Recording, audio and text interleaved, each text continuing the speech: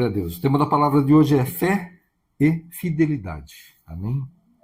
Gálatas 5, 22, 23 fala assim: mas o fruto do Espírito é amor, alegria, paz, longanimidade, benignidade, bondade, fidelidade, mansidão, domínio próprio. Contra essas coisas não há lei. Amém? Hoje continuamos as ministrações sobre o fruto do Espírito, né? E vamos falar de fidelidade e fé. Amém? E antes de eu começar a ministrar, só lembrando, né, que vai ser sábado. Sábado inicia nosso jejum. Amém? Pelo manifestar do fruto do Espírito Santo em cada um de nós. Como vai ser? No dia 13 nós vamos começar, então todos os dias até o dia 21. Serão 9 dias de jejum, de consagração. Escolha uma refeição, café da manhã, almoço ou jantar, e faça o jejum nesse período, né? Clamando ao Senhor pelo manifestar do fruto que nós estamos aprendendo. Amém? Essas ministrações, se você não assistiu, estão ali no YouTube, na comunidade Arca do Senhor, nós temos publicado ali os links, né, para você acessar os vídeos. Se não viu, assista, para que você possa aprender mais sobre o fruto, para que você clame por essa manifestação desse fruto do Espírito na tua vida. Amém? Então serão 9 dias de jejum. Então, nesses 9 dias nós vamos escolher uma refeição e vamos fazer jejum nessa refeição. Se alguém tiver uma restrição médica, não faça o jejum, coma normalmente, mas você pode consagrar ao Senhor um alimento de que você gosta muito, ou uma atividade de que você gosta muito, e fala: Senhor, eu vou consagrar esse tempo para oração, para te buscar. Ao invés de fazer isso, eu vou te buscar. Mas quem puder, escolha uma das refeições e faça isso durante esses 9 dias. São 9 partes do fruto, por isso 9 dias de jejum. E no dia 21 nós vamos fazer o último dia de jejum, teremos também a ministração da palavra. E o culto de Natal será dia 21 também. Então, algumas versões, né, trazem nesses versículos, ao invés de fidelidade, né, em vez de fidelidade, traz fé. Mas a palavra no original, que é grego, né, o Novo Testamento foi escrito em grego, a palavra que é usada ali nesse lugar de fé, né, ou fidelidade, é a mesma. Essa palavra significa as duas coisas. Por isso, não estranhe se você numa Bíblia, numa versão, ler fidelidade aqui ou fé. A palavra original tem esses dois significados. Amém? E conforme o dicionário Priberan, fidelidade, qualidade de fiel, fé, lealdade. Então, fidelidade aqui tem como sinônimo fé. Fé, adesão absoluta do espírito àquilo que se considera verdadeiro. Então, essas são as definições do dicionário. Hebreus 11:1. Ora, a fé é a certeza de coisas que se esperam e a convicção de fatos que não se veem. Certeza e convicção.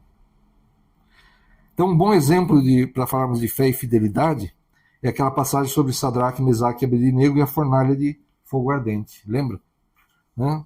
Daniel 3, 14 a 18 fala assim: Nabucodonosor lhes disse: Sadraque, Mesaque e Abednego, é verdade que vocês não prestam culto aos meus deuses, nem adoram a imagem de ouro que levantei? Agora, pois, se estão prontos, quando ouvirem o som da trombeta, da flauta, da cítara, da harpa, da lira, da gaita de foles, prostrem-se e adorem a imagem que eu fiz. Mas se não adorarem, serão no mesmo instante lançados na fornalha de fogo ardente. E quem é o Deus que os poderá livrar das minhas mãos? Sadraque, Mesaque e Abednego responderam ao rei: Ó Nabucodonosor, quanto a isto, não precisamos nem responder. Se o nosso Deus, a quem servimos, quiser livrar-nos, ele nos livrará da fornalha de fogo ardente e das suas mãos, ó rei. E mesmo que ele não nos livre, fique sabendo, ó rei, que não prestaremos culto aos seus deuses, nem adoraremos a imagem de ouro que o Senhor levantou. Eles estavam diante do homem mais poderoso da terra naquele tempo. E é interessante que eles já eram autoridades, eles estavam como administradores ali na Babilônia, né? Pelas coisas que Deus já tinha feito na vida de Daniel e na vida deles. Eles estavam numa posição de autoridade, então podiam até pensar, poxa, vamos fazer uma política aqui, né? Vamos, né, se prostrar aqui diante da estátua, a gente perder o cargo que a gente tem, nós, né, somos escravos aqui, mas estamos em posição de autoridade, estamos no bem bom, vamos dizer assim, da terra, apesar da situação de escravidão. Não. Eles se negaram completamente a adorar os deuses dele e aquela imagem que ele tinha levantado, aquela estátua. Né? E o que aconteceu? Foram lançados na fornalha, os 3. Quem lançou, estava tão quente a fornalha que os homens que os lançaram na fornalha morreram pelo calor do fogo. E quando eles estavam na fornalha, o rei falou, ué, nós não lançamos 3 homens ali dentro, eu estou vendo 4. E um tem a aparência dos deuses, do filho dos deuses. Né? Aí Nabucodonosor vai lá, chama os 3 para fora, eles saem nem chamuscado, nem cheiro de fumaça, nada tinha neles. Aí Nabucodonosor muda, né? Ele decreta que o Deus de Sadraque, Mesaque e Abednego era o Deus verdadeiro. Então, eles não se curvaram, não, mesmo diante da morte. Né? E é interessante como eles falam, né? Se Deus quiser nos livrar, ele nos livrará. Mas se ele nos livrar, tanto faz. A gente morre aqui, mas nós não vamos nos dobrar a essa estátua, nem vamos adorar os seus deuses. A gente continua fiel. Nós temos fé em Deus e a nossa fidelidade não será mudada. Nós continuamos fiéis ao Senhor. Deus é fiel e nós precisamos ser fiéis a Ele também. Salmos 111, 7 e 8 fala assim: as obras de suas mãos são verdade e justiça, as obras de Deus. As obras de suas mãos são verdade e justiça, fiéis todos os seus preceitos. Estáveis são eles para todo sempre, instituídos em fidelidade e retidão. Há pouco tempo nós ministramos sobre em que você acredita, lembra? Eu até fiquei brincando com as coisas, né? Que a gente acredita em coisas sobrenaturais. Nós acreditamos em Deus, em milagres, né? No mover do Espírito Santo. Né? Nós acreditamos nisso, na salvação, né? Em Cristo, que Ele veio, que morreu por nós, se entregou por nós.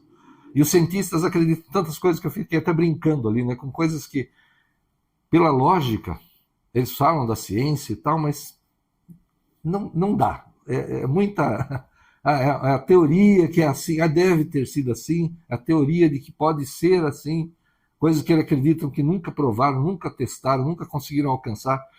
Para fechar a conta precisa disso ali. Então, como é que muitos, né, que são soberbos aí, acham que a gente está acreditando em coisas erradas, né? Que a gente não deveria ter fé em Deus, né? Que a nossa fé está errada, ela não tem base. Mas a fé que eles têm na ciência toda teórica, em muitas coisas que não se comprovam, que eles teorizam, mas não têm certeza, não tem nem como provar, né? Então eles têm fé também nessas coisas. É engraçado, né? Por que criticam a gente?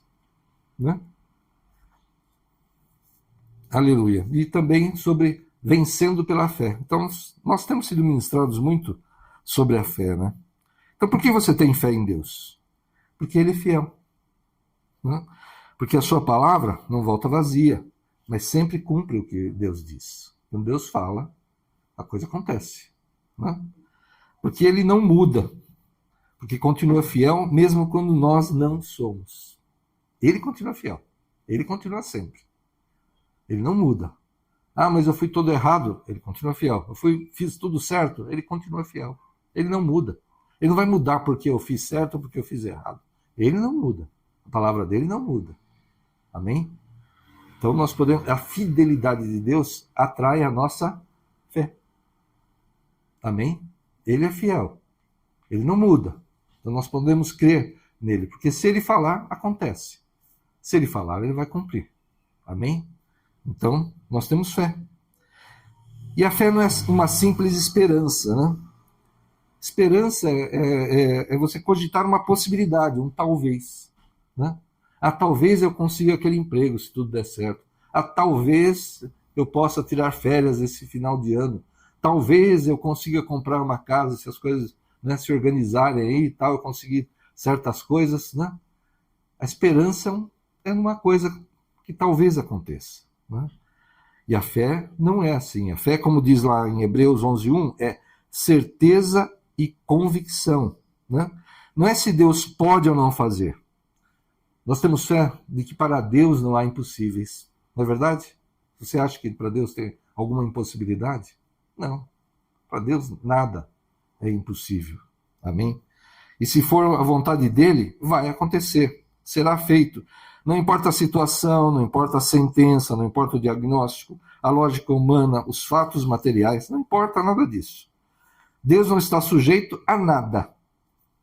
E nem é obrigado, né? Que nem, não, se eu ofertar não sei quanto, Deus é obrigado a me dar. Deus não é obrigado a nada. Ou arrogância, né? Que muitos têm aí falando, né? Se eu fizer assim, Deus é obrigado, ele vai ter que fazer. Não importa. Ele vai... Respira fundo, né? Tenha misericórdia, porque Deus não é obrigado a nada.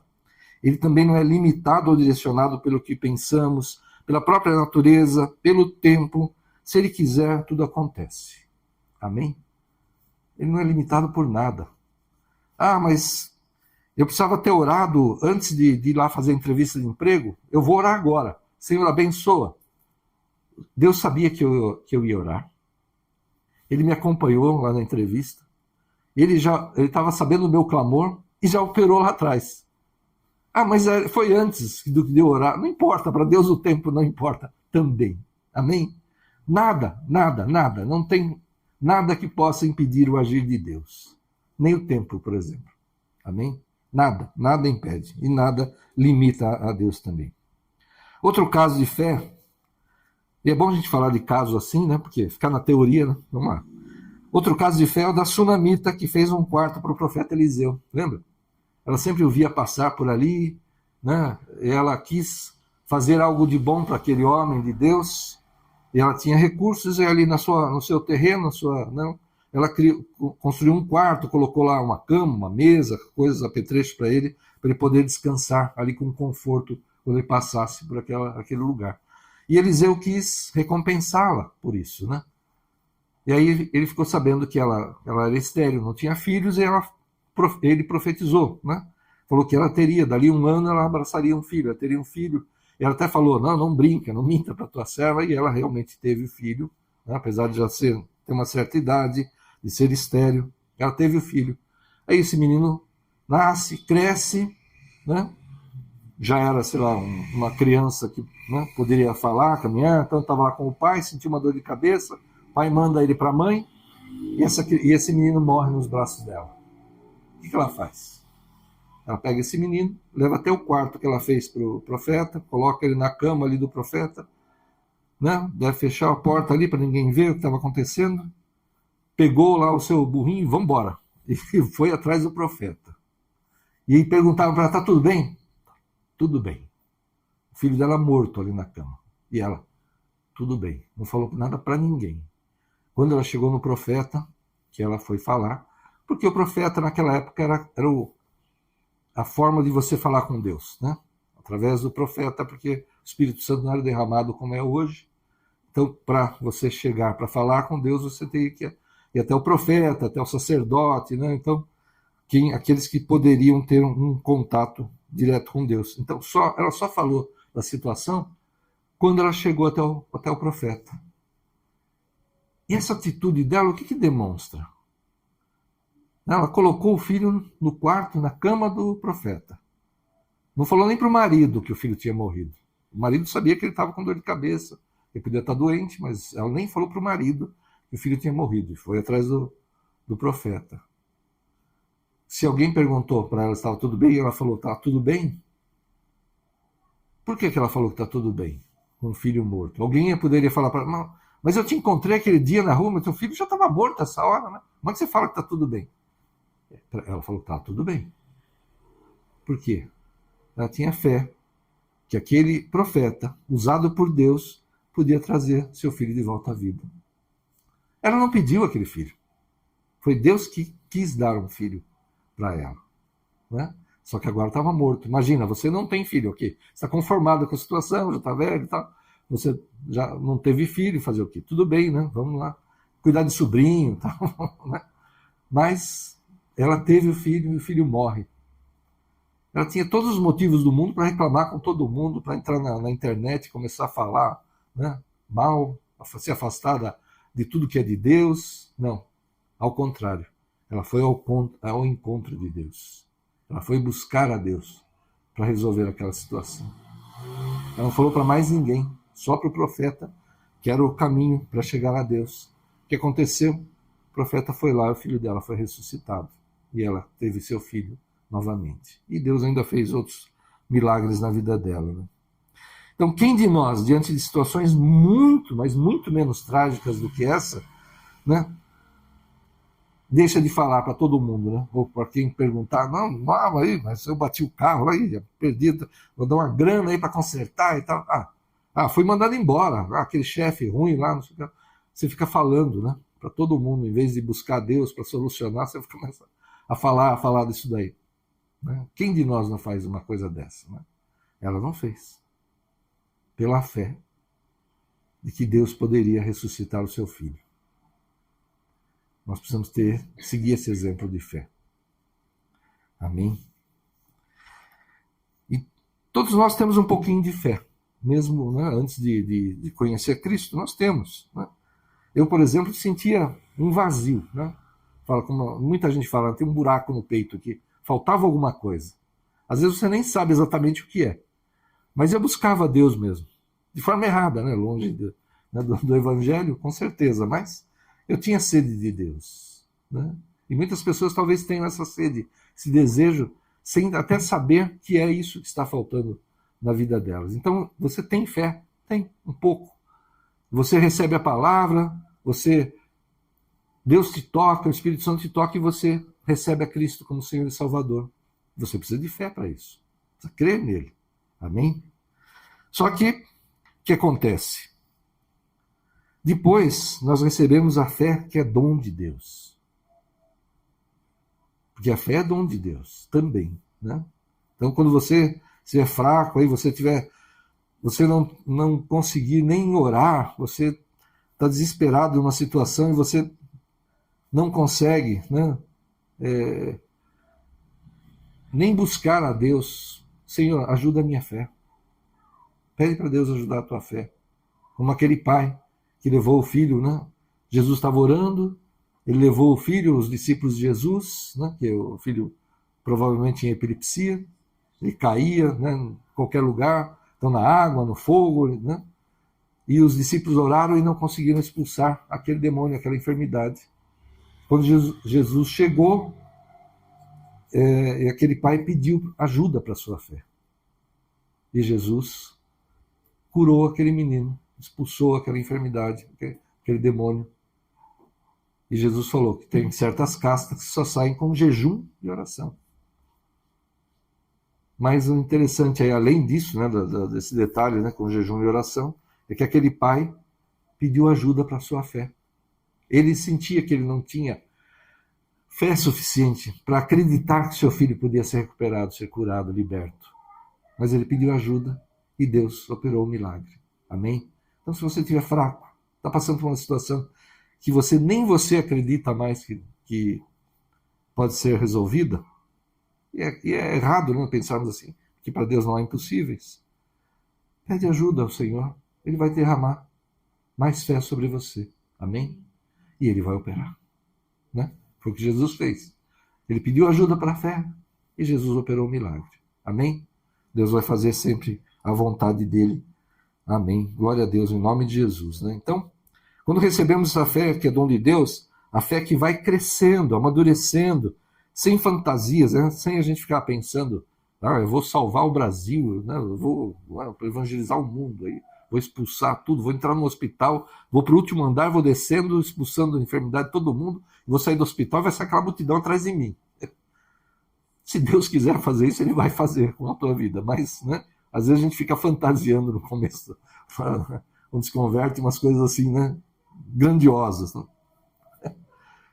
Se você conseguir pregar, se mantiver na fé, né, e pregar para a tua família, levar a tua família, levar aqueles que são próximos a você para Cristo, você já está fazendo grande coisa. Amém?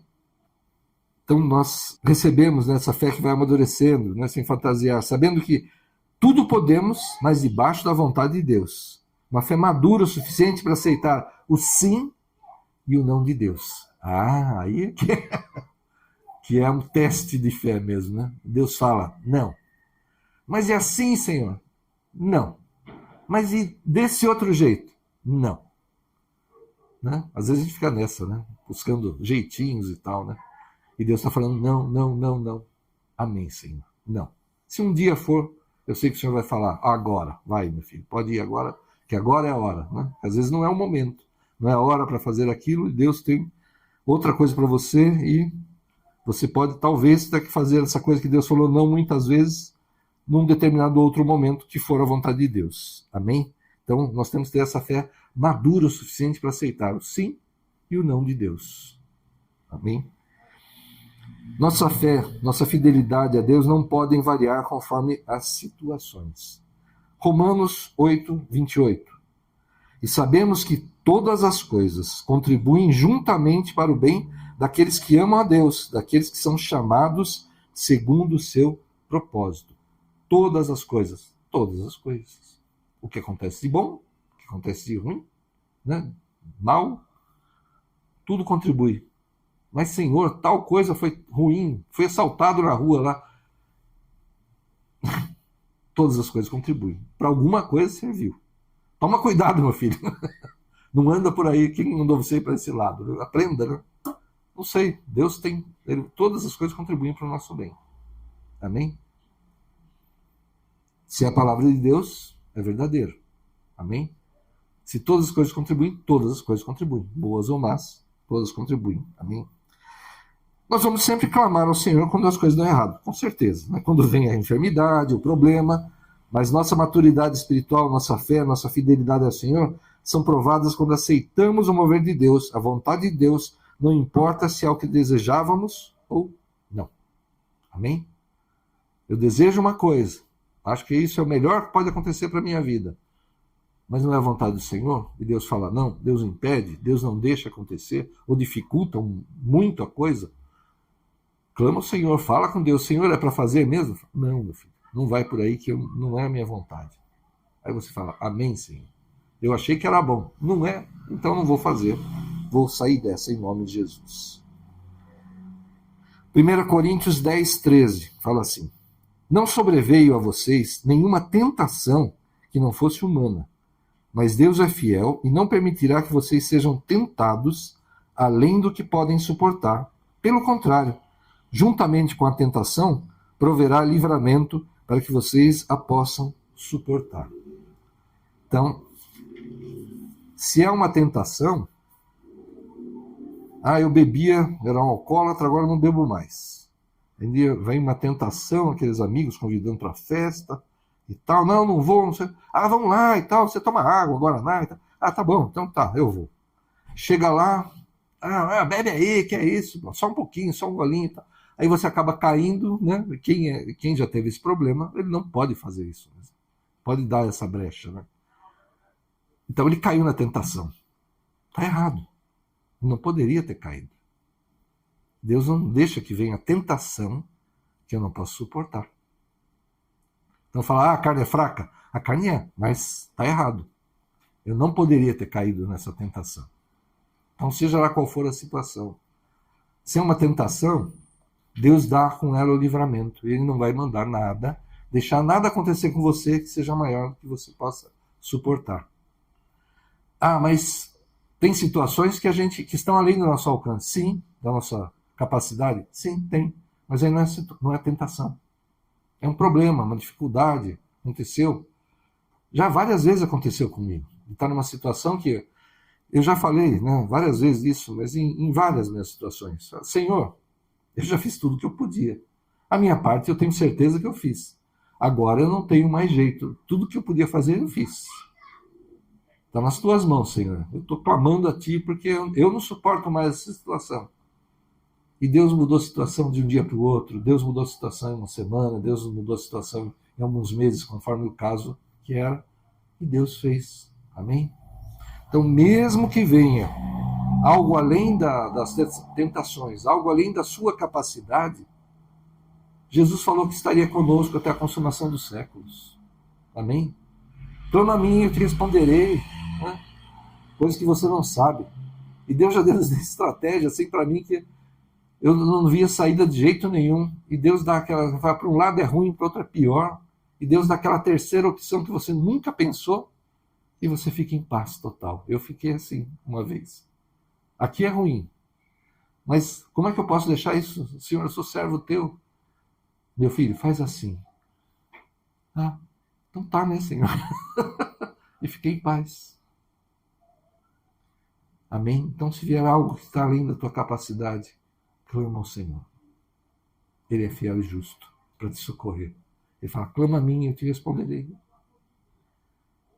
Aquilo que estiver acima da tua capacidade, aí vem a especialidade de Deus, que é o milagre. Você precisa de um milagre? Não tem jeito, humanamente falando, o médico já deu a sentença, o gerente do banco já falou que a coisa está feia, o contador já não tem mais jeito, sei lá, o advogado. Clama a Deus. Ele muda a lei, ele muda situações, inclina o coração de pessoas para te ajudar, abre portas, fecha portas. O que precisa ser atrasado, ele atrasa, o que precisa adiantar, ele adianta. Coloca nas mãos do Senhor. Amém? Em nome de Jesus. Então, faz a tua parte. O milagre é com Deus. E Ele sempre está pronto para nos livrar e nos dar a vitória em nome de Jesus. Amém? Essa é a palavra. Vamos orar. Feche os teus olhos. Aleluia. Aleluia, Senhor, em nome de Jesus. Nós te pedimos perdão, Senhor. Quando, diante de situações, às vezes muito simples, Senhor, tão inferiores, tão menos drásticas do que essas que teus servos passaram, Senhor. E nós caímos, Senhor. Caímos na tentação, não confiamos em Ti para dar a solução para os problemas, Senhor. Perdoa, Pai, perdoa. Ajuda a nossa fé, Senhor. Derrama desse dom, Senhor, sobre cada um de nós, sobre toda a Tua igreja, Senhor. Que mesmo em situações difíceis, nós possamos dizer, está tudo bem, porque Deus é fiel, porque Deus é comigo, porque a vontade dele é boa, perfeita e agradável. E nessa situação, não importa o que aconteça, se sim ou não, o que ele fizer será bom, perfeito e agradável em nome de Jesus.